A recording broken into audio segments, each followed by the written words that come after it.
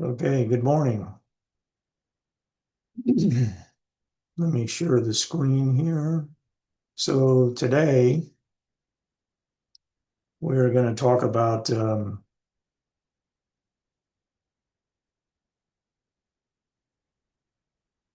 making great pictures by mastering Lightroom's AI editing tools. We've done these Lightroom uh, seminars or webinars before, and I've gone through a lot of details in, how at least I approach editing. This is going to be a little different today. I'm going to concentrate only on the AI tools that I currently understand, and I learn something almost every day on Lightroom.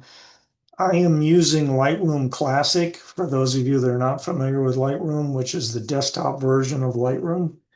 It is as of this meeting, I'm using Lightroom 15, which just got released last week or 2 weeks ago, and it has some new AI features in it.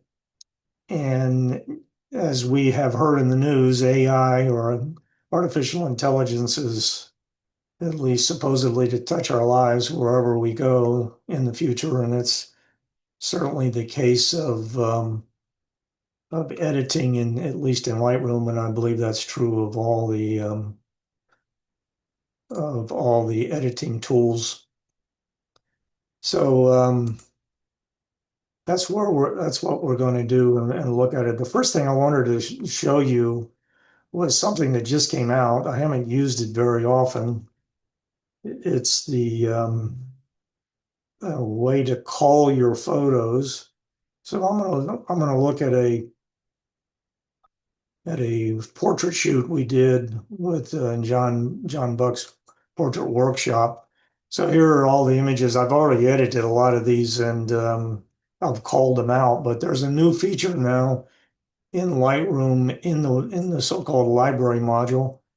For those of you that are not familiar with Lightroom, there's a lot, several different modules, but there's a library module where you do your organization, and then there's a develop module, which we'll get into in a minute. But so here's a folder I have with 66 photos in this portrait shoot, a variety of things, even have a snake in it here. And but up here in the library module, that this is brand new. I'll emphasize it says early access. I haven't spent a whole lot of time at it, and it is interesting that in terms of the results. But if you click on assisted calling, you can, for instance, in a portrait shoot, you can click on eye focus, and it recognizes how sharp the eyes are. And then you have this control slider here.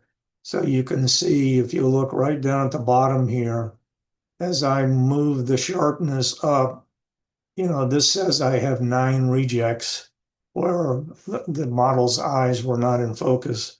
So you can look at those rejects by just looking at the rejects here.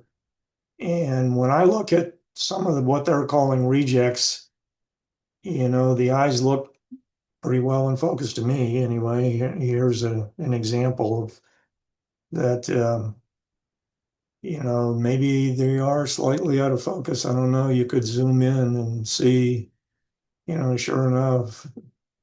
But they look look good enough to me. But some of this AI tools and then what they're looking at is, I'm not sure I quite understand it. But anyway, that's one way to look at it. There's another way to look at calling these out. You can look at subject focus or subject focus. So this looks at all subjects, and you have that same slider about, how sharp it is and how. And you have one more. I got a feeling there'll be more and more things added to this thing, but you can look for eyes open, make sure all your eyes are open or not. This says all the eyes are open because it says, there are no rejects. There's also a feature on this auto calling called called stacking. So when you would have the assisting, you can look at this auto stack. So you can click on auto stack and it comes up with a window and it says what it means by stack. It's trying to stack the thumbnail images together. And so you could stack by capture time. So for instance, if you're a bird photographer and you're taking pictures of several different birds, and you want to stack together those thumbnails for the bird you shot, you know, the first bird you shot in the morning, and then there was some time involved, and then was the second bird you shot in the morning. You can adjust that time here, and it stacks the images for you. So if I put, 11 minutes or 7 minutes here, you know, you it I took, within 7 minutes, I took three pictures of Emma here. I took one picture of Mackenzie. Here's 37 pictures of Emma again. There's three pictures of Allison, et cetera, et cetera. So it shows, it stacks the images according to capture time. So there's AI involved here because it's looking at that um, the in one way you can stack this is visual similarity.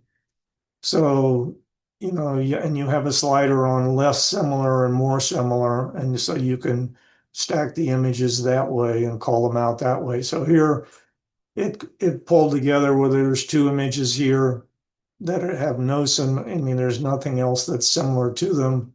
This one, we took a sequence of 10 photos that are pretty similar, two that are pretty similar, and so on, right? So you can adjust this.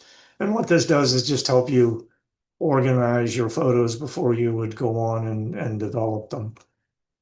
But that's brand new. I have not really put it into practice, but I've looked at it. One of the things you can do on this, let's say you have eye focus here, or let me go back to, by the way, there's rejects that you can put together as to, whether you had misfires, that's where, you shot the ground or something, or whether it thinks it has exposure issues, that could happen as well. But when it comes to, let me just select eye focus, and you know, I've got 57 selects, I got 9 rejects. I can select the rejects, and then I have this button called batch action. So I can select the batch actions, and on the rejects, I can apply different tags to it. So what it thought was rejects where the eyes were not in focus, I could either remove the photos, or I can add a flag to them, or I can add a rating to them. And so you can organize your photos that way. So if you want to go back and detail each and every photo, you can the ones that were selected as okay versus rejects, you can tag them different ways, and then you can go back and look at those. So that's what calling is all about.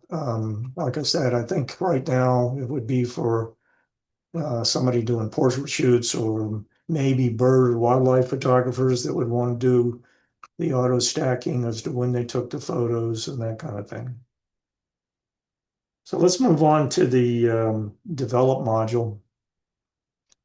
I've got some photos in a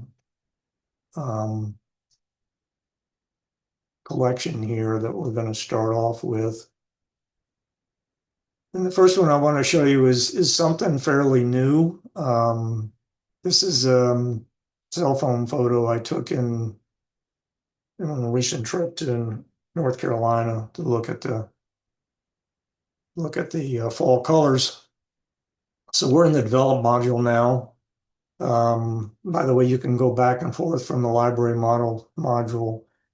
If you hit the letter G on your keyboard, you go back to the library module, and G means grid. So you get all the photos in a grid format that was in your collection.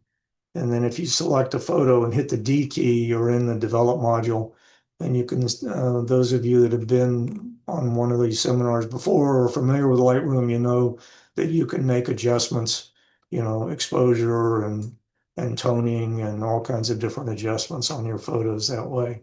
But what I wanted to show you on this photo, um, there's always a profile you can select, and conceptually, this in the profile is a profile that is camera related. So for Nikons, you would see your Nikon profiles here for your JPEGs on the back of your camera. Canon, if it was a Canon photo, it would do that. I have used for my cell phones something a profile called Adobe Color, but Adobe has recently come out with this with adaptive presets. So here we have a preset that's called adaptive, and this is AI is involved where I can select this and it takes the image and interrogates the image, comes up with its own idea of what this image is, and then you have a profile now. And this is a starting place. This would be like the profile you would put into your camera. You might have a vivid setting or a landscape setting or a standard setting. This is using AI to say, okay, I'm analyzing this photo. What would the color starting point be if AI had selected your profile?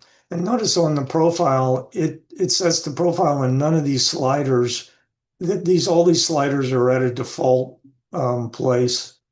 Um, they're at 0, so you now still have capability of making adjustments to the profile that Adobe just decided on based on its AI model. So, and if you look at another adaptive profile, you can look at. This is Crystal on one of the portrait shoots we did with John in 2024, I believe. But in this one, this is taken with a Nikon camera. You can see my profile is currently set to camera portrait up here. But if I go and use adaptive black and white, I can turn the photo to black and white, and it does a pretty fair job on at least this photo. And then, of course, I have, settings I can change. These are the prior settings that I had on the prior photo, but I can now change, contrast. I would probably add contrast to what the profile it added. But in one click, AI is telling you what it thinks your profile starting place ought to be on your photo. Any questions about that?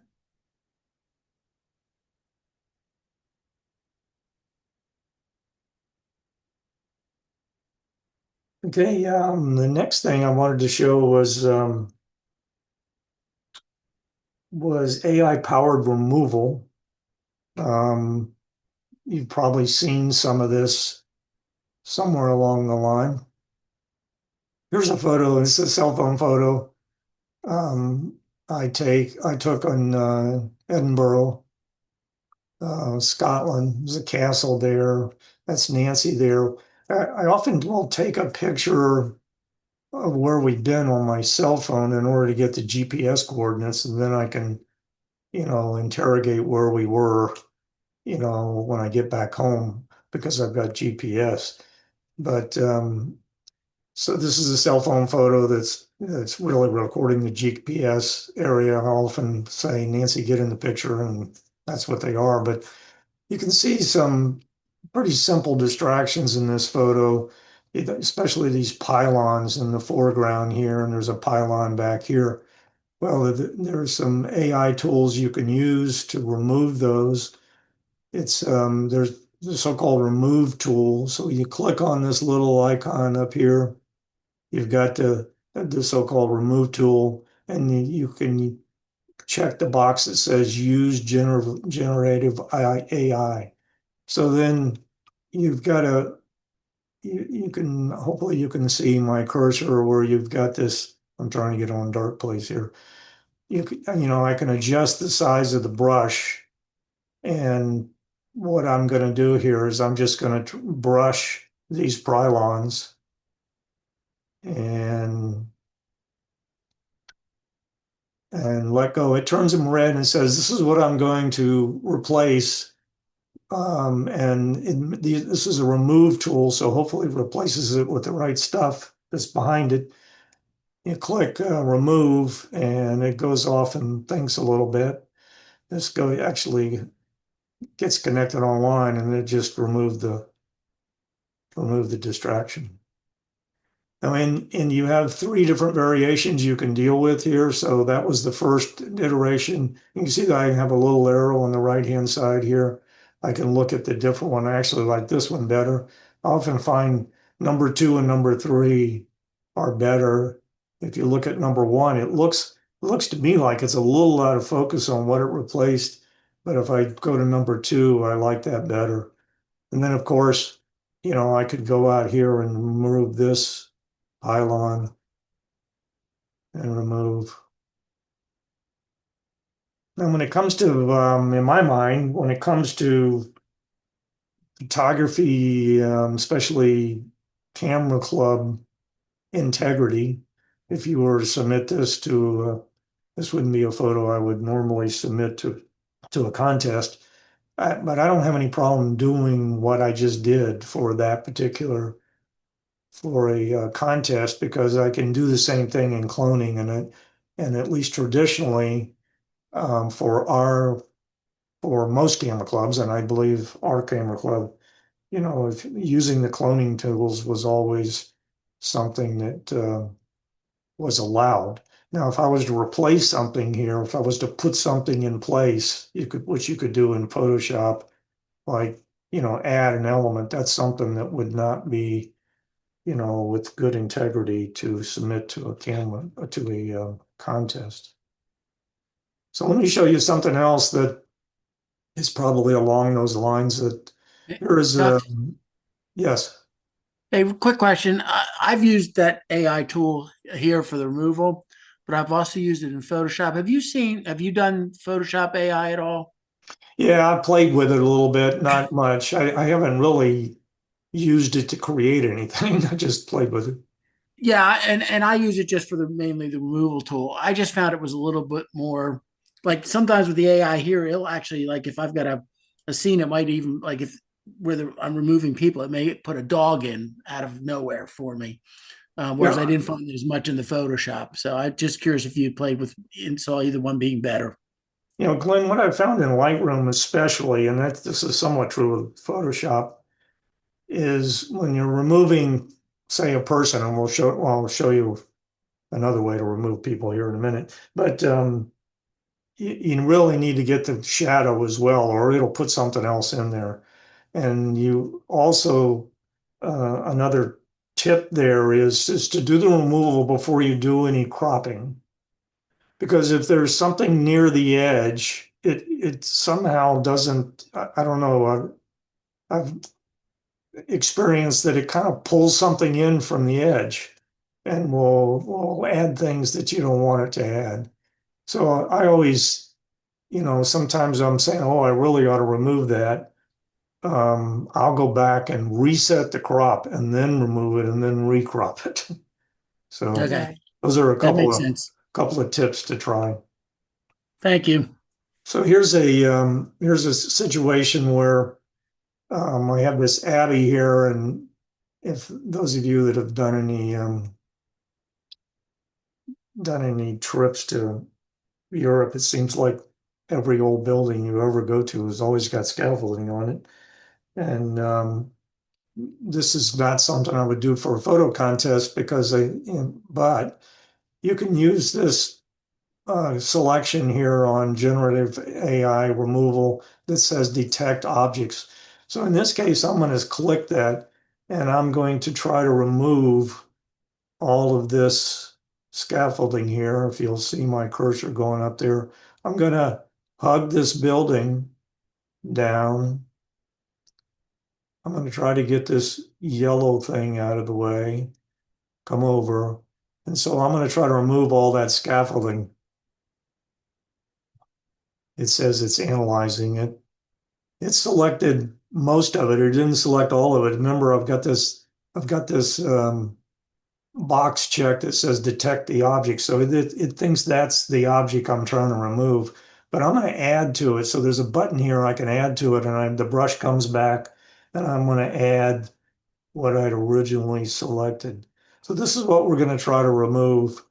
And I'm going to hit the remove button, and let's see what it does.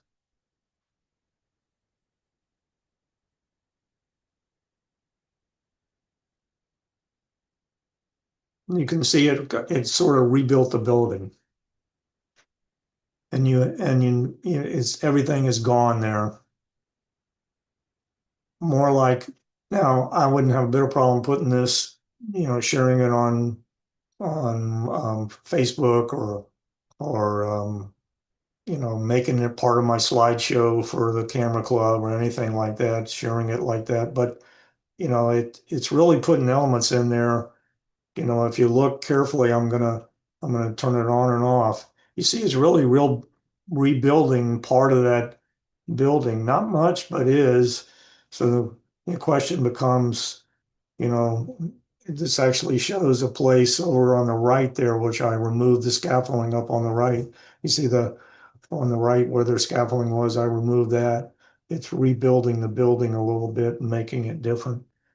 With all good conscience, I probably would not submit this to a contest. So I'm trying to make sure that we understand, AI can be readily used for editing like this, but use your own good judgment when it comes to whether you're really adding elements that wasn't yours. And back to the variations over on the right-hand side, there's different variations. You see as I go through the variations, the actual ground there changes. Part of the building actually changes. I think in this case, I like number one the best, but number two actually adds a little dimension on the building that might be good. And I'm not opposed to that plant there. But, there again, that plant got generated. That was not originally there, was not originally in my photo. So it's going on the internet and making decisions from an artificial intelligence point of view of what should be changed. And that's the integrity thing. And then, of course, you could, there's a car here. You could just click on the car and, remove it. It's looking and say, well, that's what you want to remove. Remember, I have the detect objects and I can remove the car and then we'll see what it does on the car. There's several other things we could remove in this particular photo. You see the car's gone now. It replicated the background. I'm not sure what these are informational boxes down at the bottom here. Remember, I've checked detect objects, so you can just, and then I can remove that one if I want to. You get the idea. See, look how it actually, remember it looks like a lawnmower path that went through there. It actually replicated the lawnmower path. It's amazing what happens here, and you've got different variations that you could go through. And so, any questions about that? One of the things that is fairly new also, and when it comes to the remove tool, is if you open the remove panel, remember, this is the basic panel where I can make all kinds of changes to the toning, but this is the remove the remove tool. If you mouse over it, it says remove. That's what I'm clicking on here. And I'm going to uncheck the detect objects here. And this was taken in New York City. And obviously, look at all the reflections. I thought it was a cool photo.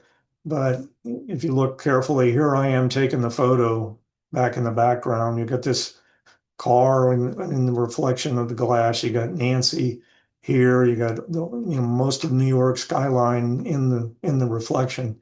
Well, there's a new tool where you can remove the reflections.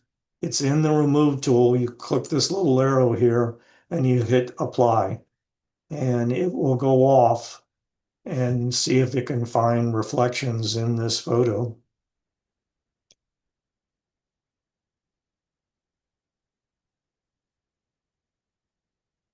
Isn't that amazing?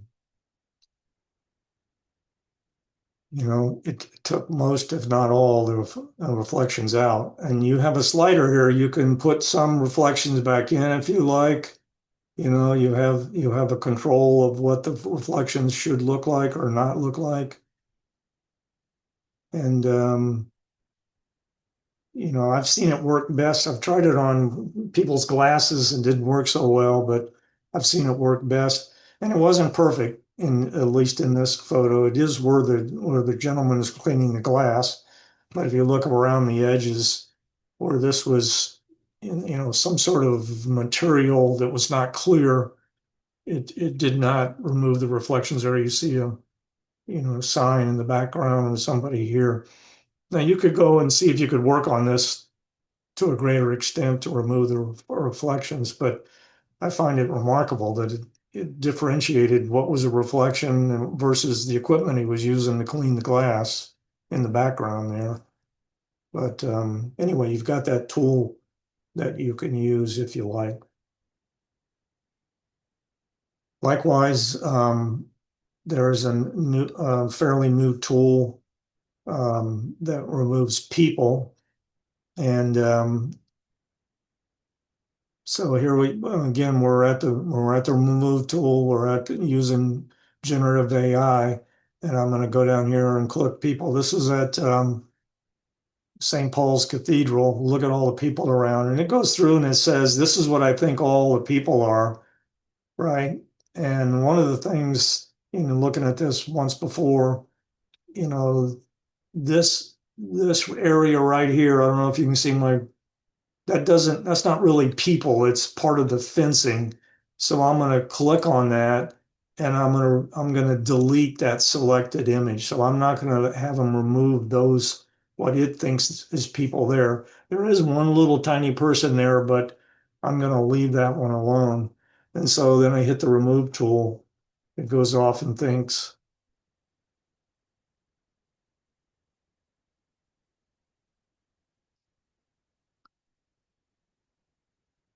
removes all the people. Amazing. And you added some things in there, but that would be your choice. So I can click on this little eyeball up here as to show what before, if I can get it. Oh, I'm sorry, I'm clicking on the wrong eyeball. I got to click on the people eyeball here. So there's where all the people were. There's where they are. You see it get added a couple of things here. I'm not sure what this thing is here. And one of the things in the people tool, it's either all or none. There's no options here. So you could reset it and try it again. Remember, this is going out and doing it, one at a time. So Hey, Chuck, Gordy here. I just think it's worth noting that it removed all the physical people, but those statues are statues of people, but it didn't climb onto those. So yeah, it good point. really does a good job. Yeah, good point. Good point. Here's a photo that I would use it more often. This is again a cell phone photo. One of those things I said, Nancy, get in the picture. Let me turn that off. I said, Nancy, get in the picture. More of a, here's where we were and GPS coordinates. So, but I don't like all those people in the background, for our documentation. So I've done this before. So this is all the people it wants to remove, and I can same thing. Notice it didn't select Nancy. It only selected what would be distractions. And, this is true of iPhone as well. And one of the things you see is somebody's standing up here right in the background, and it sort of missed that one. But remember, we can always go back and, I don't know what they're standing on because they were standing up on top of something. And I can, select that one person and remove them, all by themselves. So they're gone. Does a pretty good job of that. But this would be more of an example I'd probably use it on. I don't usually on something like you're documenting, you were at the St. Paul's Cathedral, people are going to be there, and I'll probably more often than not leave the people in there. But so one more removal tool that I wanted to show you that's really brand new. I'm pretty sure this happened just a couple of weeks ago, a week and a half ago. I hadn't seen it until what I upgraded here, and it had to do with, again, the remove tool here, and then the new thing is it'll remove dust spots. So let me show you what the dust spots um, look like here. You can see I mean, I used something that's called visualize spots. You can see all these spots. Some of these little spots are actually stars in this sunrise, but the ones that look like little donuts, and these weird shapes here, weird shapes here. Uh, I'm not sure what was under this. There was, look at that weird shape there. And the little tiny donuts, those are all dust spots on the sensor. And my advice, if you were submitting a photo to a contest, especially, or sharing it online for that matter, get rid of the dust spots. They're easy to do almost with any tool, but now you've got this tool in Lightroom where you can. We went through reflections, we went through people, and now we've got something where dust, and all you have to do is hit reply. Apply, not reply. And it goes through and finds the dust spots and removes them. You saw them disappear. Here's the visualized spots now. Notice it did not take out the stars. And so AI is interpreting, what's going on dust spots and not. And then so I'm going to do the same thing. I'm going to hit this little eyeball here. Here is before, and here is after. Before and after. There's probably one other spot I would remove. So I can go back up here, and there's one right here. I'm not sure why it didn't remove it. Maybe it's part of the cloud. Let's see if I turn this off. I don't think it's part of the cloud because there's no clouds in the sky, but I'd probably remove that one as well. And, I'm going to cancel that because I don't need generative AI to remove that. So you can use this remove tool without generative AI, by the way. Good example of this.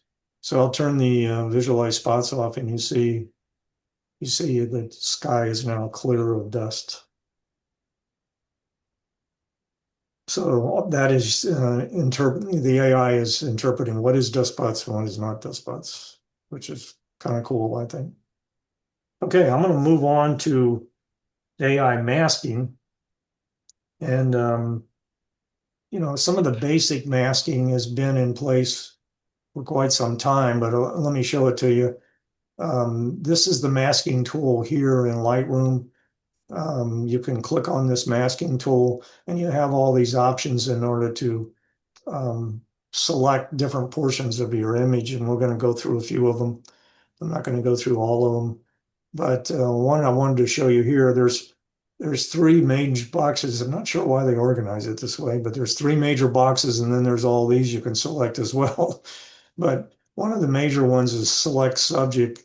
And in an image like this, I might want to select the subject, and I just click on select subject. It's detecting the subject and it finds the rider on the horse, turns it red. So it says, this is what I think the subject is. And I say, I'm thinking to myself, good job. That looks like the subject. But you'll notice it selected part of the dirt down here underneath the horse as the subject. And I don't really want that selected, but I can click on the mask up here and you can see I can either add or subtract. So I want to subtract from the mask. I'm going to use the brush to do that. I'm going to use the brush in something called auto mask mode right here. So if you'll see my cursor there where it has a little negative sign in it, I can paint inside the area, careful not to get on the horse. It follows that edge because I've got auto mask on. And now I have a mask that includes the subject I wanted to select. So what would I want to do with this? Potentially, you can do whatever you want to do with it. I might brighten and lighten it somewhat, and you have a slider here. Now, when I say brighten and lighten, this is a preset I had built myself, and I call it brighten and lighten. So I'd slightly lighten it. It's just a quarter of a stop exposure. The shadows are up just ever so slightly. So it's just a slight adjustment. But you can set, if I turn it all the way up, that's 200%. Turn it down, it was back to normal. That's where it was. So I can turn it up a little, just brighten her just a little bit. I would probably also warm her up, not to that extent, but I could really make her yellow. But I would probably warm her up a little bit, try to offset her from the background there. And then what else can I do in this AI? Well, I can go to the mask here up at the top. That I've got this. I click on these three little dots, and I have the I have the option of duplicating and inverting the mask. So what that does is it duplicates the mask, but it inverts it. So now I have the background selected, and now I can do things with the background. So what if I wanted to darken the background ever so slightly? Then I would do that. What if I wanted to reduce the contrast in the background ever so slightly? What if I wanted to make the background a little cooler so that would offset her as being warmer. So make it slightly cooler. And then one thing I would probably do with a background like this is I would reduce the clarity somewhat. Chuck, this is Rob here. I have a question. When you selected the horse and the rider, could you have copied it and pasted it into another photo? No, not in Lightroom. You can do that in Photoshop, but you can't do it in Lightroom. Lightroom is not a layers-oriented situation. So that when you select this is clearly masking. It's not, you can't now cut and paste the selection, Okay, thank just a you. mask. That's in Lightroom now. Now, if you go to Photoshop, you could certainly do that. Okay, so that's, one thing. That's the more traditional AI masking that is available to you in Lightroom. And now let's move on to landscapes. Here's a fairly new feature that came in to Lightroom, where you have a landscape here. This is in Edinburgh. It's a castle in Edinburgh, Scotland. It's a landscape photo, another document-like photo from our travels of Edinburgh. So again, I can go to the masking function, and I have this I could select the subject, what it would interpret a subject, like a sky background, but I also have this landscape feature now. So I can select landscape.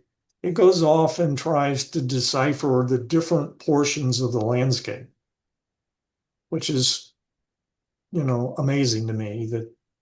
So remember, we've in quite a few months, we've been able to select subjects, and we've been able to select um, the sky and that kind of thing. But here we're selecting the landscape. And so it broke down in the landscape into the sky. I'm just mousing over in the right-hand side here. This is what it thinks that are mountains.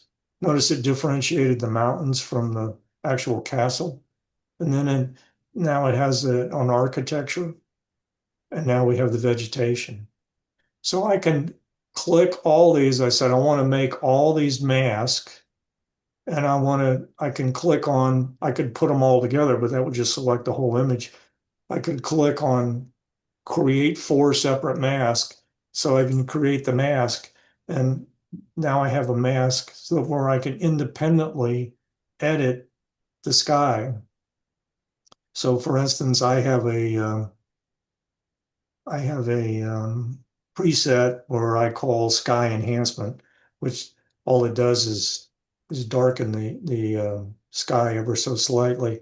But I would add to that, I would make it a little bluer, right? So then I can go to the next mask and say, here's the mountains. And on the mountains, I may want to change the shadows so I can have my preset on shadows, and the shadows go up a little bit. So I may want to make these not quite so light, but a little lighter. I mean, and since that's not my main subject, I'm probably not going to add any clarity at all. I'm going to go to the architecture, and the architecture, I may go back to my bright and lighten preset so that it lightened it ever so much. I think it lightened it too much, so I'm going to turn it down a little bit, more like 80%. But here's my main subject, so I'm going to add clarity to that. Clarity is like mid-tone, if I can find it, is like mid-tone contrast. It has some clarity in it already, so I'm going to make that a little more clear. And then I'm going to go to the vegetation, and I think this vegetation, at least the green part, the saturation is a little high to me. It looks a little too green, but that's just me. So, I'm going to go back to the bright and lighten state. I'm going to start there, bright and lighten. I don't like it too light. Although you lighten it up a little bit, it actually changed the saturation somewhat, but I'm going to come down here to the saturation slider. Color saturation slider, I'm going to bring the saturation down on that green area. Of course, you can decide what you want to do. So another thing I noticed, when I went back to the mountains here, remember my mountains, by the way, I can hit the letter O and it can turn on the mask for me. So if I've got this mountain selected, I hit the letter O, I've got the mask. That's what the mask is. And notice the background there. Notice this background is in a haze here. So, that gives us the depth of the image. More often than not, I'd probably just leave that alone, especially for the kind of image this is. However, I wanted to show you, a capability here. You've got this brush, right? And we can add now a new mask. So on top of all those other masks, I'm gonna use my brush, and then got the brush features here, so I can size it, I can feather the brush, I can put a flow difference in it, I can put a density difference in it. I'm going to turn it all the way up, and I'm going to paint in this right along. I'm going to go right over that architecture. I'm going to go right to the edges here. Again, I'm going to go right over that architecture. You see, I now have a new mask that selects that mountain in the background. But my problem is I've got the architecture also in the mask. So any changes I make to that, it's going to change the architecture. but I can go back to my subtract button. I go to select. I can say I want to subtract landscape features. It gives me all those landscape features. Remember, we had a mountains feature. So I can click on mountains and I can say create mask. Now if I go back to my mask here, well, that didn't work. Let me try that again. Every time you're trying to do something. So here's my mask.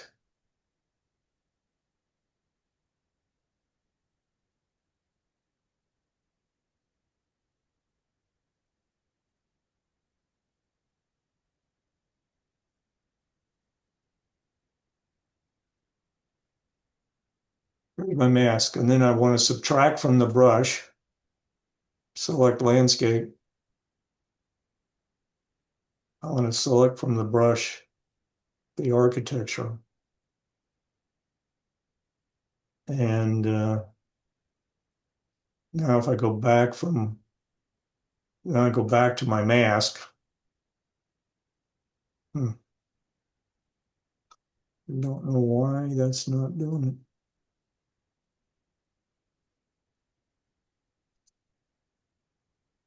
Well, I apologize, but it should work. Let me start all over again. We'll do one more, not delete all masks. I'm gonna delete this mask. So I'm gonna go one more. I'm gonna do the brush.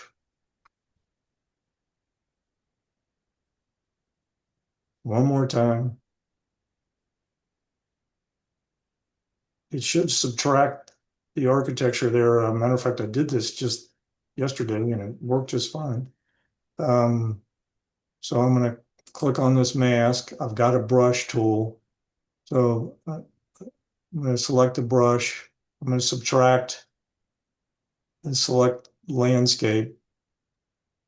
Hey, Chuck, Yeah. when you're doing that, you're subtracting your landscape. Should you be subtracting your architecture from your mask? Is that what's giving you the problem? Because if you look, what the mask has left is just the architecture. Yeah, I know. But yeah, I should. So instead of subtracting the landscape, try and subtract that architecture and see if that gives you what you want. Oh, okay. I got you. But in order to get to architecture, I've got to select landscape, right? I don't have an architecture thing. I did this yesterday. And then I want to select the architecture.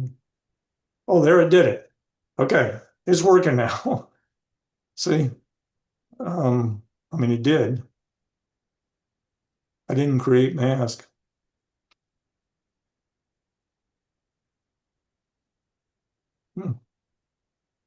It did it, and then it went back. So I don't know what's happening here. Subtract, select architecture, and then I hit that. Create mask. There it is. See, it did it. I don't know what happened the first 3 times I tried to do it, but notice that the architecture is now missing from the mask. If I turn it on and off, now I've got that background. And one of the things you can do, I'm apologizing, I don't know why it didn't work the first 3 times, but there's a dehaze slider, so you could actually, remove that fog, if you will, in the background if you chose, at least a lot of it. But that's the way you can interact these masks, and where you can subtract or add to a mask, a custom mask that you might make. So I'm sorry that took so long, but Chuck, I've got a question. yeah, When you're doing these selective masks, sometimes you get artifacts like a white line along the border, and I yeah. think you actually have some of that there. I was wondering if with the AI, does it help in reducing that? Yeah, it might. One of the things that you got to be careful of is using sliders like clarity, dehaze, even contrast. It tends to put that line in there.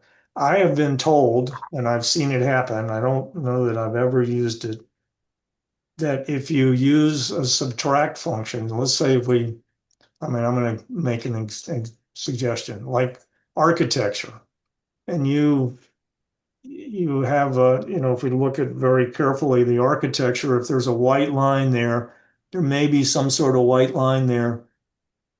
I've been I've been told that you might be able to get rid of that by doing a selection of the architecture, subtracting the architecture from itself. I don't know if that really works or not, but that's what I've been told. Or the same way with sky. Sky is famous for, if you add clarity to a sky, you're going to get 9 times out of 10, you're going to get some sort of banding on the end, on the very edge. At least that's so you got to be careful with things like clarity slider, dehaze slider, you know, even sharpening to some extent. But clarity is famous for putting those edges on there. So, but I've been told by, I've seen a couple of YouTube videos or whatever. So you subtract, it's crazy, but so you had a sky situation, you actually subtract the sky from itself from the mask. You don't put anything in the mask, you just subtract it. And sometimes it eliminates that white banding around it, but that's a good question. So let me move on. One other thing that I wanted to show you in this landscape, I'm not going to go through the extent we just did, but we find out in the most recent release, the AI will detect snow. So here we are in the Matterhorn, and it's trying to figure out the different landscape mask here. I clicked on landscape.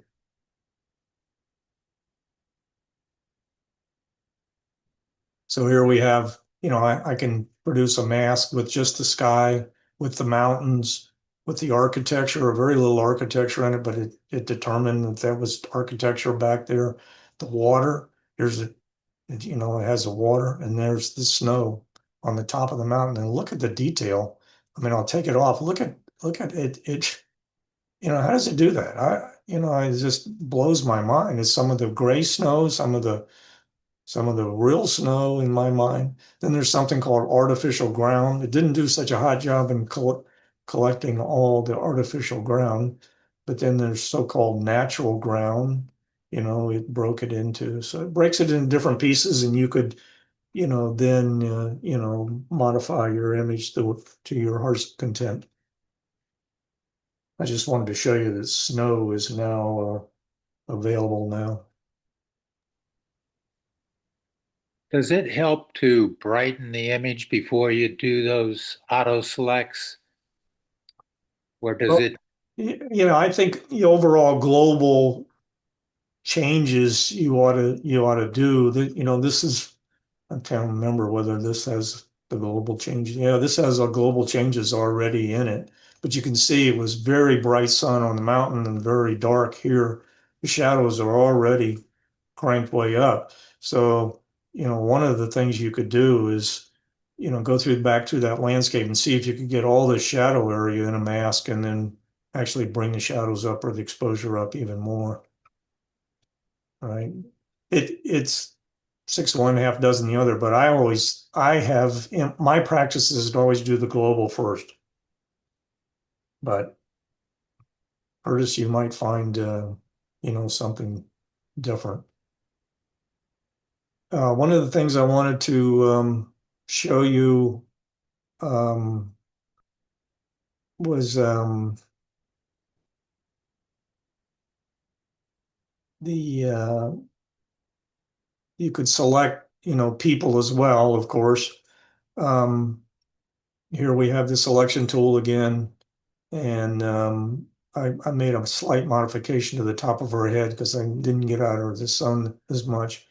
But you can create a new mask. Hang on one second. Create a new mask and, select people. And in this particular image, I'll show you what I would do to it. So it's selecting people, and it shows, I have a selection where I can select all people. I can select just one person at a time. And in this case, this is Nancy and a young lady we went to high school with. I'm going to select both of them and make a mask. I'm going to select the entire person. I could go through, their facial skin, their body skin, their eyebrows, on and on and on. But I'm going to just create a mask with both of them there. So I have a mask with both of them. I'm going to go back to my bright and lighten a little bit, and I'll brighten and lighten them a little, ever so slightly, and that's just increased exposure. I got a slight increase in contrast. Shadows are up a little bit, and I'm going to bring that down to like, 80, 90%, bring them up in the lighting a little bit. But I'm going to also warm them up a little bit. They're in the shade. I'm going to give it a little more warmth. And remember, we had that, I can go back up here and although I could invert that mask and select the background, I also have the capability of selecting the background. So I could go up here and mask the background. It goes off and tries to figure out what the background is, and it did a really good job of separating them from the background. There's some plants that cross over down here that didn't get selected, but what I'm trying to do here is I just want to bring the background to a little, so they could stand out a little more. So I'm going to burn the background. I don't want it that much. I want to try to balance it somewhat, so, and I will cool off the background a little bit more so they stand out a little bit more. But, that's the kind of things you can do by selecting people. Notice that there's a big distraction in the background here. This is a tree, not a telephone pole, even though it looks like a telephone pole. So I'm going to go to my use generative AI removal tool. I'm going to paint over this all the way up to the top. I'm going to try to remove it, and that removes that distraction out of the background. And notice it filled up the foliage. You've got 3 different selections of what sort of leaf, what's, how do you want to modify it? I would probably leave it, more like that. So let's select people for masking. Oh, by the way, I wanted to go back to here on, let's see, does that one?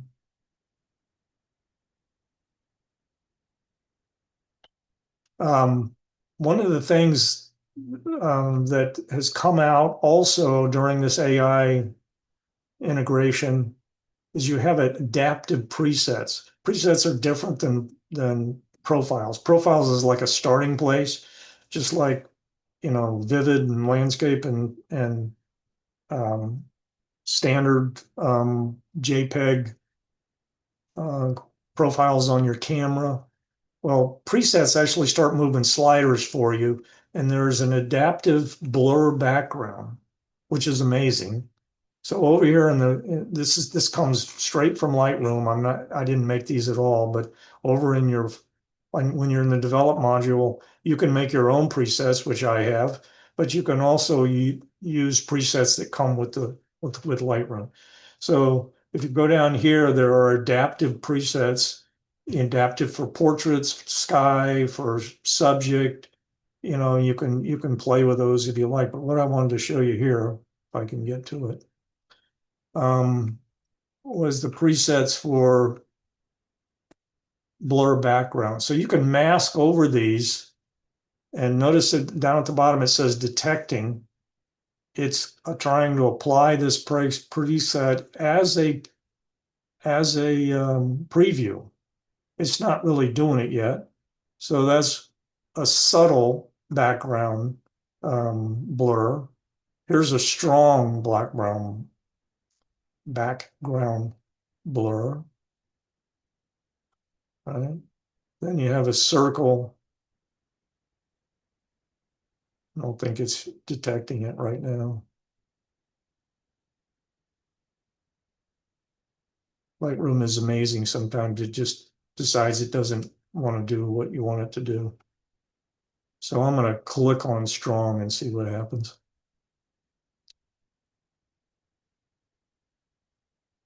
Interesting, it's not doing it. I noticed a little note popped up in the lower right there that says something is not previewed while in remove mode. So maybe maybe you're not realizing you're in. Oh, you got to be over here, huh? Thanks for that. I didn't know that. So let's try that again. Here's subtle. It's working now. Thanks. So I need to. There's subtle. And then I can hit strong. Notice how that just turned everything totally blank, right? So here's circle, and I won't go through all these, but you get the idea, right? I selected the background. What it's using is this lens blur section here is what it's doing. It's setting up this lens blur section that you can do manually yourself as well. But you have all these adaptive presets you can use. Look at that. That's ring and oval swirl.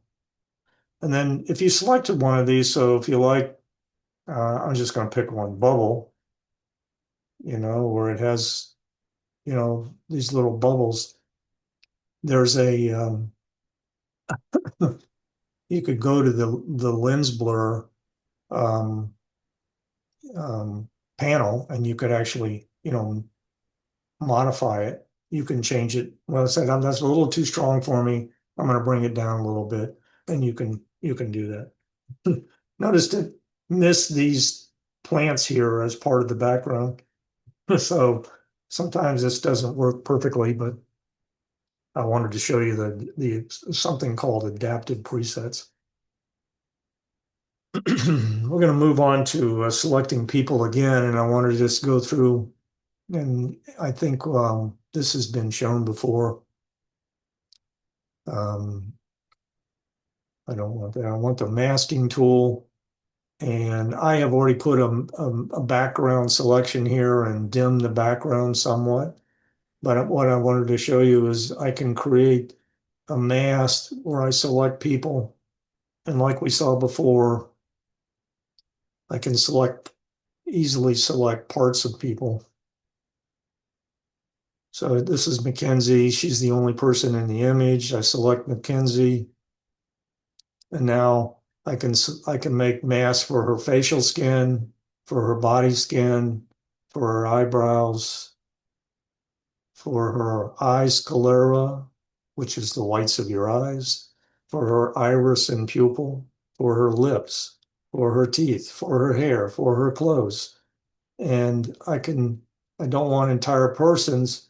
I can select all these if I choose to do so. Of course, Mackenzie's such a young, pretty girl. You probably don't need all these, but somehow I hit the wrong one here. You can select the ones you want to select. Let's say I want her teeth and lips and hair, but I don't want to do any clothes. So you can create 8 separate masks and create the mask. And now you have capability, to go through and change all of those different features of a person. Amazing enough. Another thing, I'm going to delete these.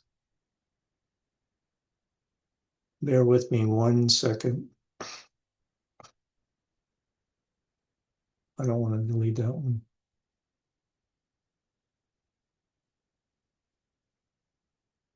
want to show you another way to do that.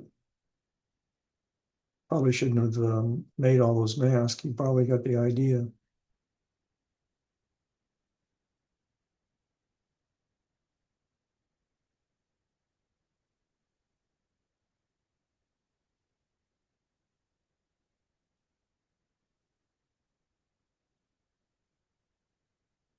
So I'm going to leave my background mask there, but again, adaptive presets over here, there's a whole portrait.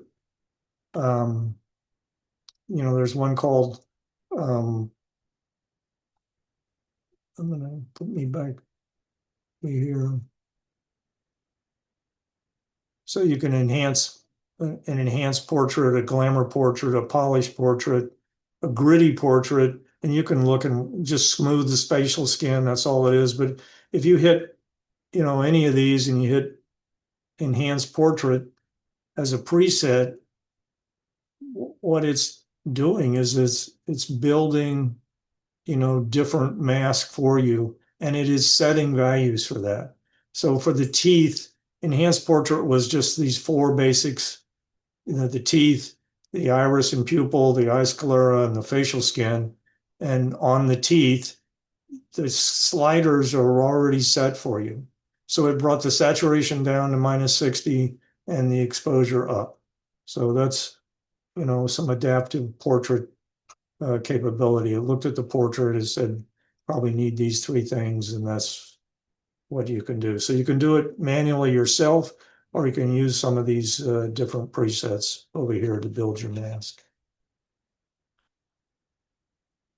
Okay, another thing I wanted to show you was last, at least in Lightroom here, was the noise reduction.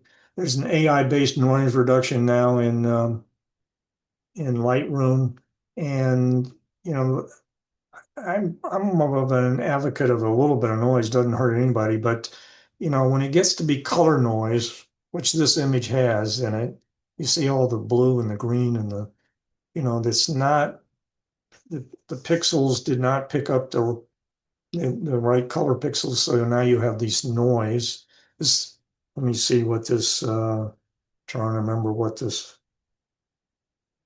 was. Yeah, the ISO was 14,000 on this photo at the Space Center.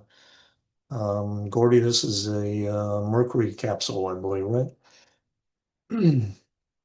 That actually looks like an Apollo capsule, but Oh, and okay, again, I'm not an astronaut, so okay. Maybe it's Apollo capsule. It's one of the capsules there in the Space Center. But you have this detail panel you can go to, and you have this capability of hitting denoise. You just hit denoise. It says it's applying the denoise. This is AI based now, going out and denoising a. It must be a raw image. It will not do it on a JPEG yet, but it does it on raw images. So any raw image, DNG or otherwise. And now let's look at so this is the resulting image. You see all that color noise is gone. And you have a selection, you have a mouse slider you can deal with, right? You can bring it down to 0 and it'll, almost be back to normal. See all that noise there? Actually, the color noise is still gone. And I always find, it works just fine in 50. You start cranking it up too high and you start getting artifacts that are not there. But let me hit the eyeball here and you can see. So that's before. You see all that color noise? And this is after. Remarkable in my mind. So on very high ISO photos that have that kind of color noise, I have been using that. So that's all I had for Lightroom. If you want to stick with me a couple of more strokes, I would like to show you also a couple of things in Photoshop.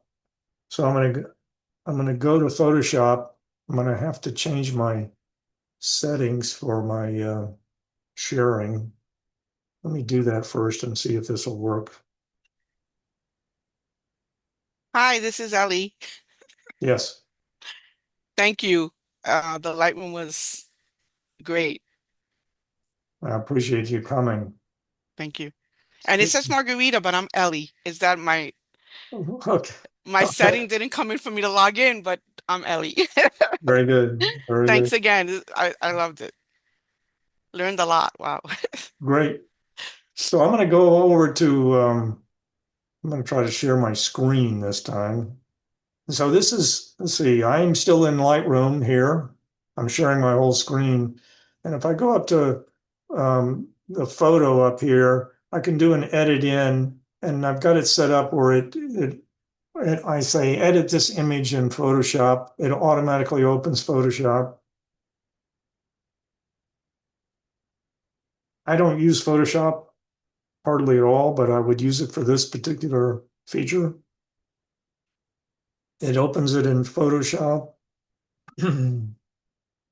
And what I would like to remove is this power line that goes across this image on Key West. This is a church in Key West.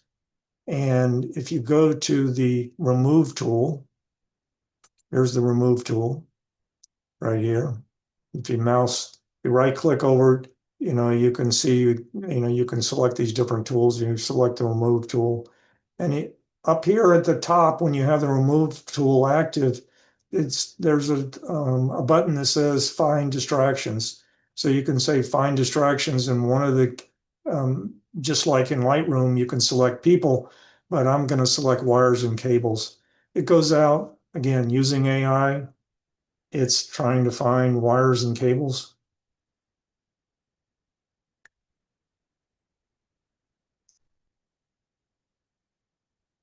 Does everybody see the image? I hope they do. I'm sharing my screen.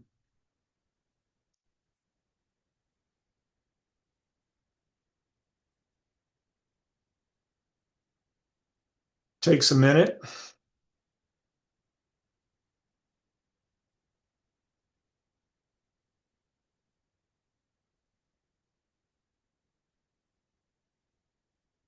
There it is. The wire is gone. Street light is still there, but the wire is gone. And so all I have to do to bring that back into Lightroom, all I have to do is hit File, Save, and it saves it back in Lightroom. So I can go back to Lightroom. Here I am in Lightroom. There's the image without the wire. There's the image with the wire. Brought it back in right next to it. And it has a PSD file on it. Another thing I wanted to show you in Lightroom that's AI driven, pardon me, that's Photoshop AI driven, you may want to use something like this. And if you have Lightroom 15, there's likely you have Photoshop, and these are very easy things to do in Photoshop. Photoshop, sometimes it scares me, and I'm sure it scares a lot of people because it's so complex. But these are some pretty simple things you can do in Photoshop that'll help you. What I wanted to do here is I wanted to send a anniversary card to my niece and her husband. They are at the Keys Fisheries here, obviously, and a cute little card to make. But it's from a cell phone, so it's a 4:3 ratio. So I can change that ratio in Photoshop using AI. Here's the ratio I really want. I want a 2:3 or a 4:6 photo, so it's 2:3, and it gives me that guide here. So this, and notice if I were to print this in 2:3, notice what gets cut off, right? The words get cut off, that kind of thing. So I'm going to expand this to cover the entire image on a 2:3 image. And what I want to do is, notice when I do that, it gives me an option down here at the bottom that says generative expand. So I want to do that. I'm going to click on generate expand. You have to click on generate after that. It goes out and tries to find the image, expand the image to your liking. Look at what it did to the tail on this one. Now you have three options here. I like what it did to the letters. That's perfect. But I got three different options here. I probably like this one better because it didn't do much with the tail. I wanted the tail kind of to be the way it was. There's a little curlicue on the K here, which I don't find, for my purposes, sending a birthday or sending an anniversary card, it's just fine. I would then go and flatten this image back to just one layer, and then all I have to do is file save, and it goes back into Lightroom, and I got my image on a 4x2. I don't know how I got to the map. I got my image on a 2x3. Make sense? Okay, one more quickie on this is a very old photo, obviously from my family. It's my grandfather and grandmother in the foreground, and guess who's right here in the foreground also? That's me, but I was about 6 years old. So I'm going to take this photo into Photoshop. I'm going to edit the copy. Now, I don't want the crop tool. That's where we left it last wise. So here's the image. I'm going to hit Control J just to duplicate the background layer. So I'm on a new layer now, and I'm going to go to Filter. I'm going to go to Neural Filters.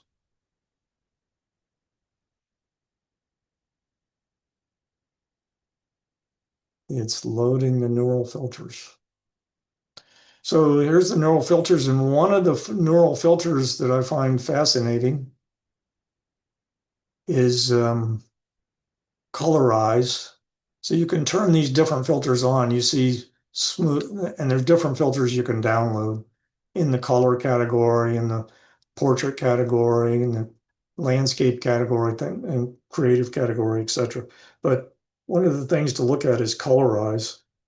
So you can click on colorize, and there your old black and white image is now colorized. And you have capability. I think the saturation is a little high here. I would bring the saturation down ever so slightly. You have some capability here. Again, you hit OK. Now you've got a color image. I would, again, flatten the image. And, I'm done. And now file save. And it comes back into Lightroom. Color image. Hey, Chuck, I've heard that the next version, you're going to be able to select the face of that little kid in the lower right, and then click on age by 60 years, and whoop, your current picture will be in there. Oh, is that right? Yeah, I mean, that's No, I'm pulling your leg, Chuck. that's kind of magic stuff that I don't know. So anyway, you've seen what I had to present.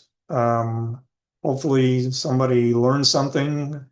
Again, this is Lightroom 15. It's Lightroom Classic. You will find some of these tools in the online version called Lightroom, sometimes called Lightroom Mobile, but you probably won't find all of those things in there. But I thought I'd show you AI-driven tools.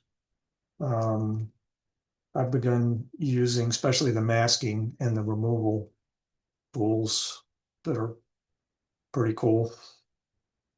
Any questions about anything on Lightroom? This has been fascinating for me.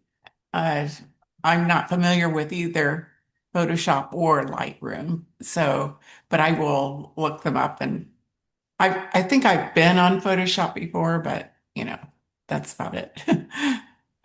Very good, Laura. And Since you're recording this, will we get a copy of it?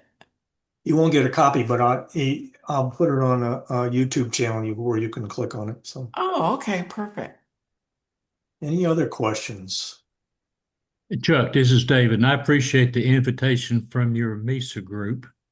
Oh, And I learned a lot. I am not a Lightroom user. I'm a Photoshop user, so I'm going to be very interested in finding out how the Lightroom tools, AI tools, compare to the Adobe Camera Raw tools, which are in Photoshop. So it's going to be interesting. I saw a lot more flexibility here that I think is supposed to be in Adobe Camera Raw, but I'm going to find out and let y'all know.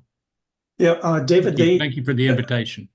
yeah, David, I think all the tools that I showed you today are in Camera Raw and then some. What Adobe's practice has been, and this is by observation. I'm not sure that's true, but it seems to appear in like the dust tool now, removing dust.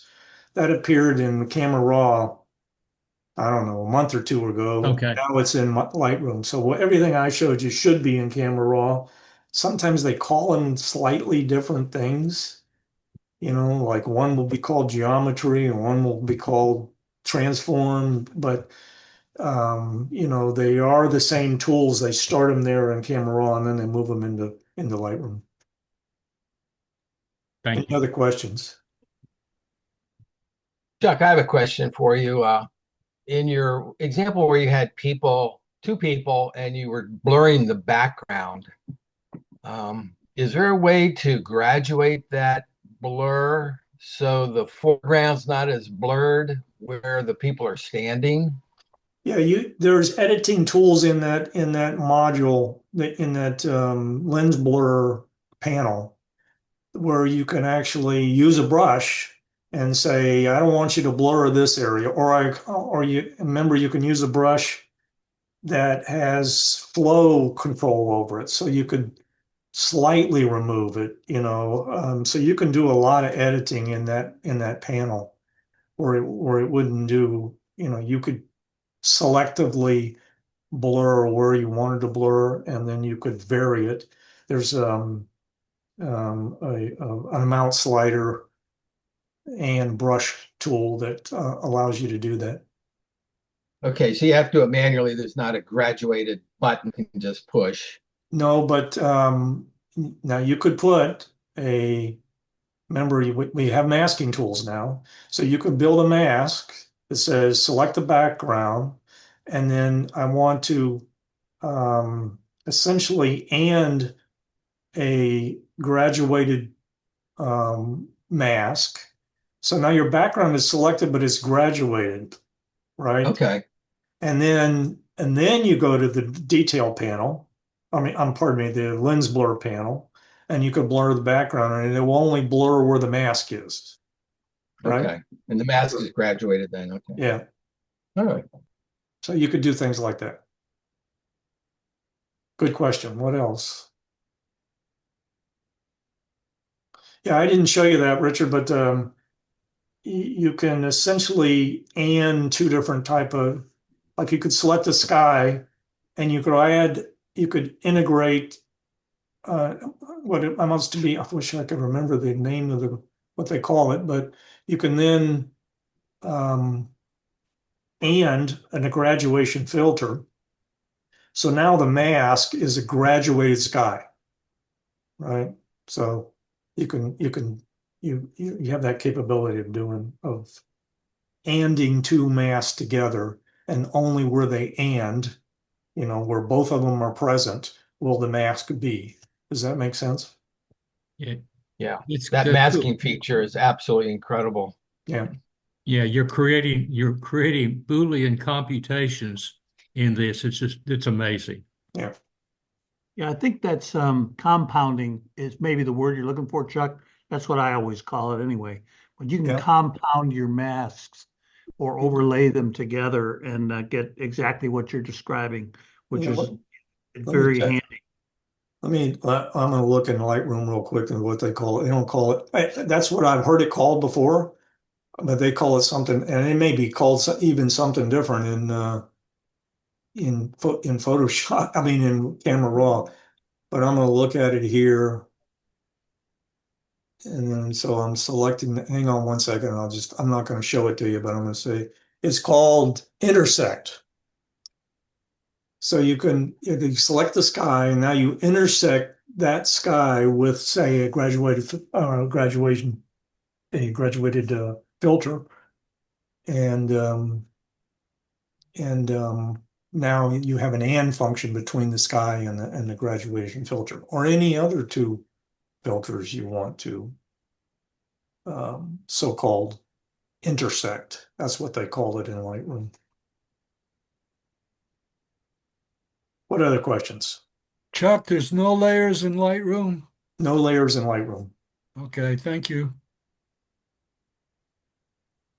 No, there's Chuck? mask, but there's no layers. Chuck, with all these editing tools, I love all the enhancements you can make, but it seems very time consuming. Yeah, you got to like it. And if you have like presets and you have, like you saw the presets like Yeah. enhance the sky, right? I have already put a preset together that says this is fundamentally what I like for enhancing skies. I call it sky enhancement, right? And I can select it so it goes faster. But for some reason I really like it. I really enjoy it, and some people don't.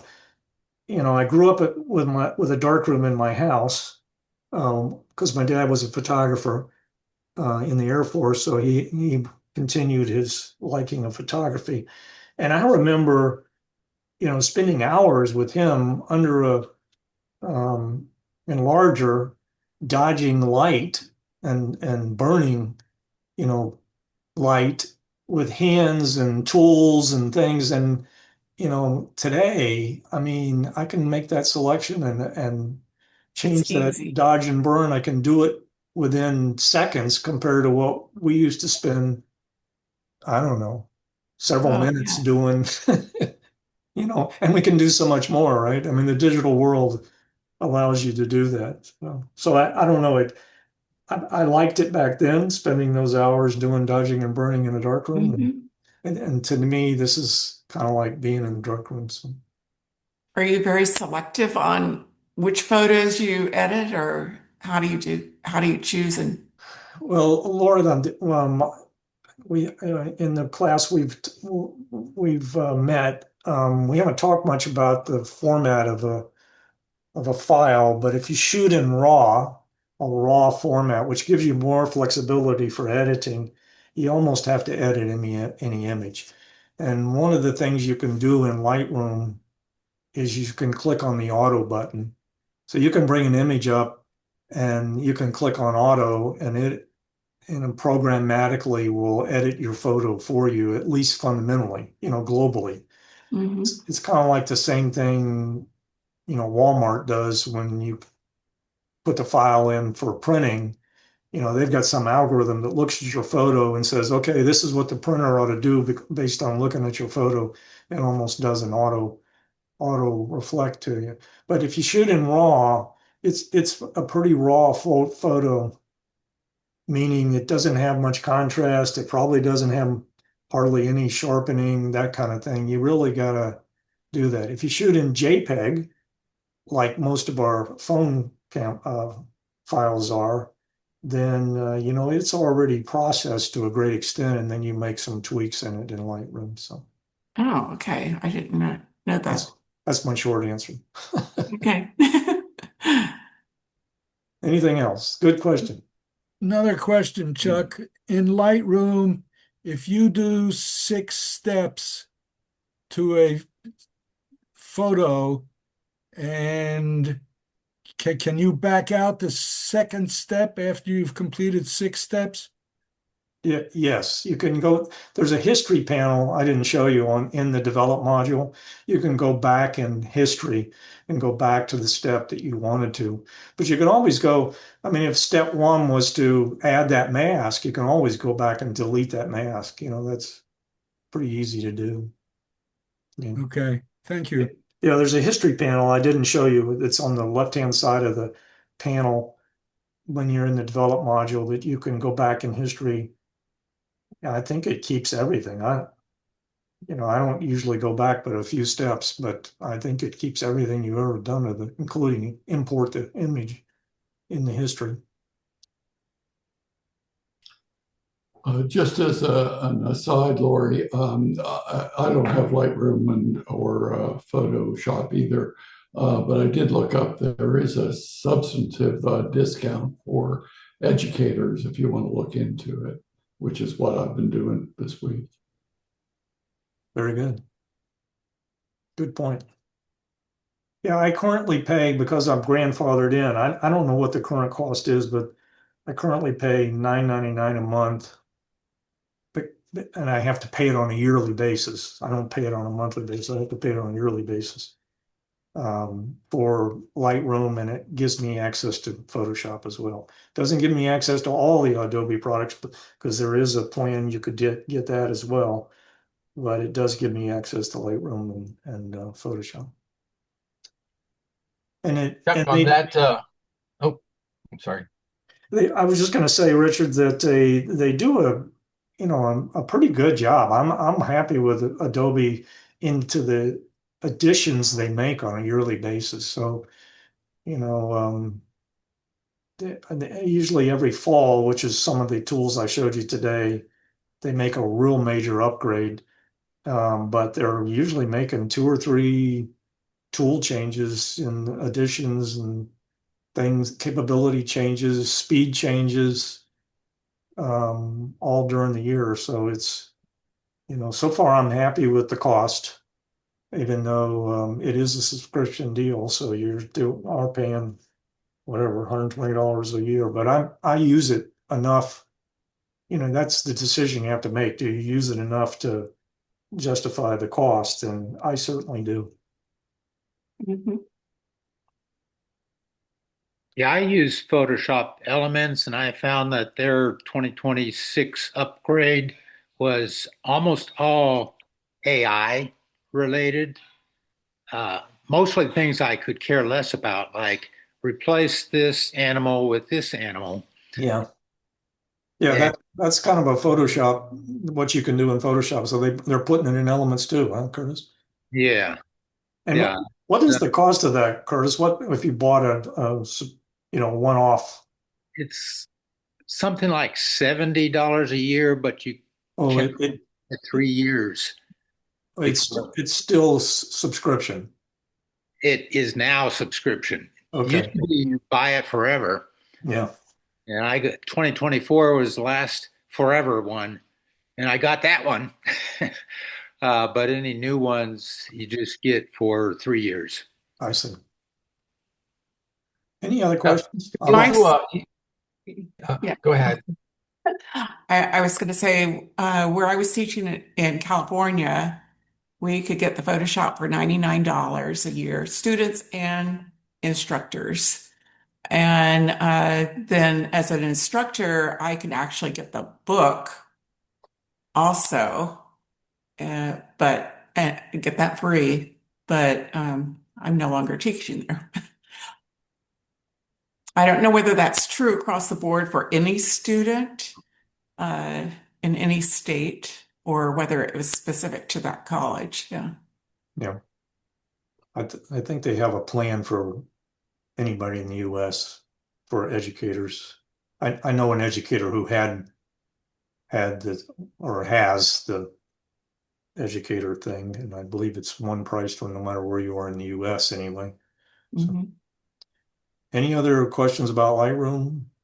Yeah, Chuck, as a very nice person with Lightroom, I have so many other editing programs. I've never ventured there, but I may in the future.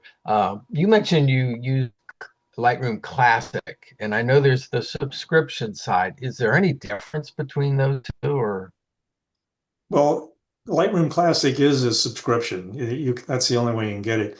They have an online version. And when I say online, if you use, and it's very confusing the way they name this. They call it the online version. They call it Lightroom. The desktop version that I use that resides on my desktop, they call it Lightroom Classic. So they do have an online version they call Lightroom, which you can get to it by any browser. So it's a browser interface. You have your choice of storing your images in the cloud. And if you go over a certain number, you have to pay them for their cloud storage. Or you can store the image local, but you're still using the tool called Lightroom in a web browser. It's not an application that's running on your computer. Now that Lightroom version that's running in the cloud, if you will, running on a browser, they also have applications you can load on your iPhone or any phone, on your phone or on any, I think it's almost any pad, like an iPad or, any other type of pad, where there's an application running on that iPad, for instance, and it's interfacing with what's going on in the cloud. You have to be online to get all the features anyway. Some of the features are local, some of the features are online, but that version is again cloud-based, and you could run that, from an iPad or from your phone. So that's the direction we're going, and there's been a lot of speculations that they're going to eliminate one day. They're going to eliminate Lightroom Classic, but I think that would, a lot of people would be up in arms if they do that, because having it on the desktop, everything local is, I guess that's my model anyway. Now, one of the interesting things about this whole interface between Lightroom, I'm talking about the cloud-based, since I have the subscription, I have access to Lightroom, the cloud-based version. And it's all part of my plan, if you will. So when I'm traveling, I will do editing on my iPad in Lightroom. I'm talking about the online version, right? In Lightroom on iPad. The iPad has its own application called Lightroom, and I'm doing all the editing there. I can then sync to my Lightroom Classic. So when I get home, I just sync it up to the cloud, the Lightroom. My Lightroom Classic gets synced. So all the editing I've done while I'm traveling is already done. I don't have to redo it when I get back on the Lightroom Classic. So that is very handy for me Oh, because yeah. I'm typically editing and sharing photos while I'm traveling. There's also a free version of Lightroom Mobile. How does that fit into that? Yeah, it's the same Lightroom, the cloud-based, but it has limited features. And I couldn't tell you I mean, a lot of the AI stuff I'm sure is probably not there, but there's some basics you can use. Matter of fact, it even if you put it on your phone, it actually has a camera associated with it. You can shoot in RAW using the Lightroom mobile application on an iPhone. I know you can do it on iPhone. I believe you can do it on any phone. Yeah, I've got it on my Android. Yeah. Yeah, it's essentially another interface. If you've got the free version, it won't do all this magic syncing and all that thing, but it does some basic editing and it does have a camera on it. So I would invite people, if they're interested in Lightroom at all, is to download that free version and just play with it and see what's there and whether it works for you or not. And that if you want to get started on, you know, I'm amazed at what's going on, at least on the iPhone, and I'm sure the Android is right there with them. The editing tools, at least, I mean, if you don't want to spend hours doing your editing and you're not spending, taking whatever 2,000 pictures a month, the tools that come on these devices these days, the editing tools are pretty powerful. I would advocate using certainly the iPhone editor or the I'm sure the Android editor is just as good. Any other Chuck, questions? I have another question. On the iPhone, can you select the RAW designation versus the JPEG? Yes, but I would caution you, at least on my iPhone 16, it is a huge file. It's 48 Oh. it's 48 megapixels. That one image I showed you of the fall colors, that landscape, that was a 48 megapixel raw file out of the iPhone. It's Oh, okay. so I wouldn't suggest you shoot everything in the raw format on the iPhone because you'll quickly fill up your space. It's a huge file. I mean, Okay. it's bigger than my large camera file because it's 48 megapixels. It's All right. amazing. But I knew that was going to be a special image, that the one with all the color in North Carolina. So there's a selection. If you up at the top of the camera app, up at the top, there's a selection where you can turn raw on or off. I would leave it off 98% of the time. And where you have that very special photo where you may want to do some editing on, or what that is, turn the raw on, and now you have a raw image. Mm-hmm. That gives you a lot more capability for editing. Okay. Good question. Chuck, this is David again. I pulled up my Creative Cloud page just to see what all you get with $10 a month photographer's option in Adobe, and you get Lightroom, Photoshop, Lightroom Classic, Adobe fonts if y'all like to play with fonts and text files, Adobe Firefly, Portfolio, and Photoshop Express. There's a Photoshop Express, I there's think, is something that would go on a phone. I believe that's correct. Yeah. The Firefly is their model for AI. That's what Yeah. Firefly is. So, and on the latest versions of Photoshop anyway, they're starting to integrate third-party tools. So for some premium credits, if you own the premium credits, and I don't have premium credits, at least on my plan, for instance, you can get Topaz Sharpen. It's built into Lightroom now. It's an AI based tool, but you can't. You have to have this, the so-called premium credits to run the AI. When you saw that AI going, where it was calculating, it wasn't doing that locally. So where you saw that status bar going on, it was going up to the cloud and using Adobe's servers in order to do that calculation. And now they're starting to integrate third-party models, AI models. Instead of Firefly, they're using other models now that you can select. It's just it's going to take you, it may cost you more in order to use some of the more advanced models. But Adobe's AI model is called Firefly. Chuck, to clarify that Topaz, a month ago they went to a subscription format. Oh, did they? Yes, and I'm not sure how it works, but I know if you want to get their suite, it's something like $60 a month. Wow. And to get their basic photo program, I believe it's around $20 a month now. Well, as I understand the way they're doing Photoshop now, so let's say you really like Topaz AI Sharpen.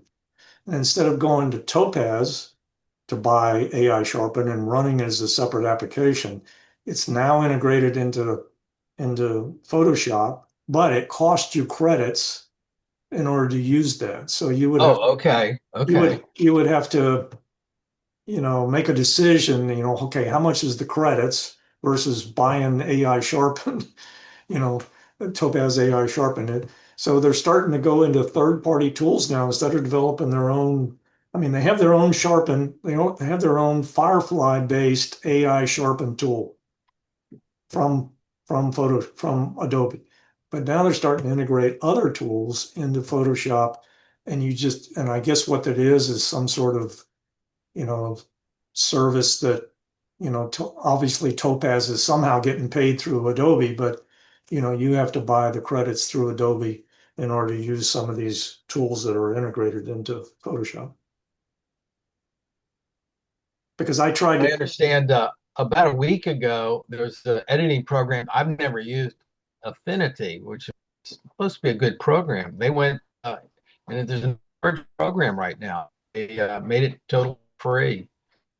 Did they? And It's called a Affinity. lot of it is AI right now, and but they do have premium features where you probably have to buy certain things. Spell that for us, Richard. Is it Affinity, starts with an A?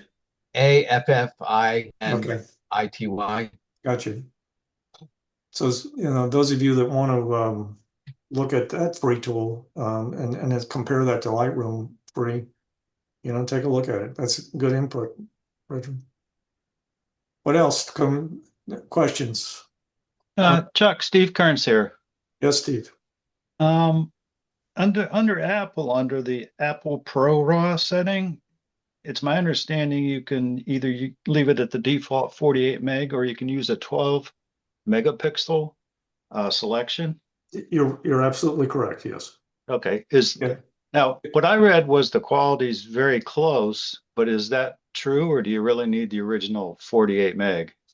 Well, it depends on what kind of resolution you're planning on. I mean, if you're going to print it, the size of a billboard, you're going to need 48 megapixels probably. But, Right. it's, yeah, I haven't experimented with it at all as to what the difference is. One way to do that would be to, shoot the same image in both formats and bring it onto your computer and try to magnify it and see if you can see any differences. I would guess at arm's length, you're not going to see any differences, especially on a Facebook page or something like that. And that would be perfectly okay. Of course, you don't even have to shoot in RAW and they're perfectly okay on the Facebook page, right? I mean, Yep. so it really depends on what you're going to do with the image ultimately. I was just really experimenting with it. I think I've taken maybe 6 or 8 images at 48 megapixels. So I'm not very experienced with it. And matter of fact, I had just gotten this phone this year, a few months ago, that allows me to even do it. So I haven't done much experimentation with it. Well, and thanks again. This was really great. A lot of good information. Thanks. Appreciate it. Anything else? I don't want to hold people long, but I'm here for as long as you want to ask questions. Probably till 11 anyway. Hey, This is Chuck. fascinating. Yeah. Yeah. Hey, Chuck, it's Gordy. Just kind of a general announcement here. For those of you who didn't reset your alarm clock about 3 or 4 times in the middle of the night last night to try and catch all the various slip times with SpaceX launch, they got inside 1 minute and scrubbed. So they have rescheduled it for 7 o'clock tonight. So Oh, if your heart's content is to take a picture of a SpaceX launch, it's now going to be after dark and it's 7 o'clock tonight, at least so far. And you can get that tonight. So, and that's going off of pad 39A, which is in the Kennedy Space Center, and it's tracking northeast. So that's that's just great. kind of a general service announcement. Very good. Okay, I'm going to stop the recording and then we can, I think we're